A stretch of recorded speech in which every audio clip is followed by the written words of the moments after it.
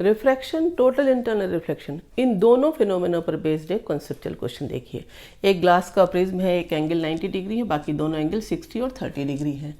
Glass का reflective index given है 3/2। X Y surface के ऊपर एक लिक्विड है जिसका रिफ्लेक्टिव इंडेक्स म्यू एल है।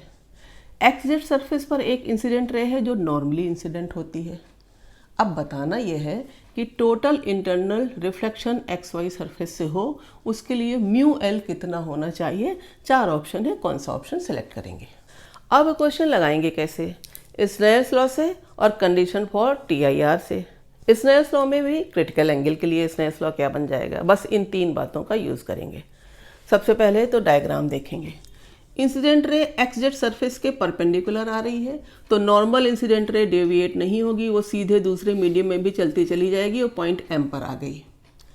इस M पॉइंट पर एंगल ऑफ इंसिडेंस कितना होगा, तो नॉर्मल है M से डाला गया, ये 60, ये 90 डिग्री, तो ये छोटा वाला 30 डिग्री होगा, इसलिए एंगल ऑफ इंसिडेंस क्या होता है, इंसिडेंट रे नॉर्मल के बीच का बना एंगल, तो ये 60 डिग्री हो गया। दूसरी बात, स्नेल्स लॉ लगाएंगे। क्या होता है वो, reflective index of second medium with respect to first, उसका ratio equal to sin I upon sin R।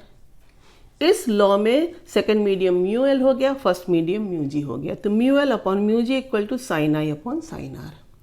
अब यहाँ पर angle of incidence critical angle होगा तो एंगल ऑफ रिफ्रैक्शन 90 डिग्री होगा, ये क्रिटिकल एंगल की डेफिनेशन होती है। इन वैल्यूज को यहाँ फुलफिल करेंगे तो म्यू जी 3/2 है, ICR 90 रख दिया, तो 2/3 mu L equal to sine C upon sine 90, इससे mu L equal to 3/2 sine C, यानी sine C equal to 2/3 mu L आ गया। अब म्यू एल साइन सी के टर्म्स में आया है, ऑप्शन में तो ऐसा है नहीं।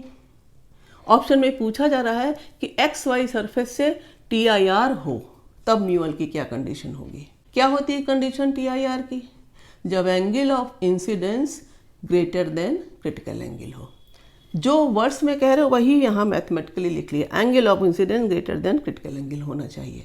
कितना है एंगल ऑफ इंसिडेंस, 60 डिग्री, यानी 60 डिग्री क्रिटिकल एंगल से ज़्यादा होना चाहिए, यानी साइन 60 ग्रेटर देन साइन सी होना चाहिए। इससे साइन सी की वैल्यू 2 म्यू एल अपॉन 3 यहाँ रख दी, 2 mu L upon 3 less than √3/2, इसका मतलब म्यू एल लेस देन 3√3/4। कौन सा ऑप्शन करेक्ट होगा, ऑप्शन 2।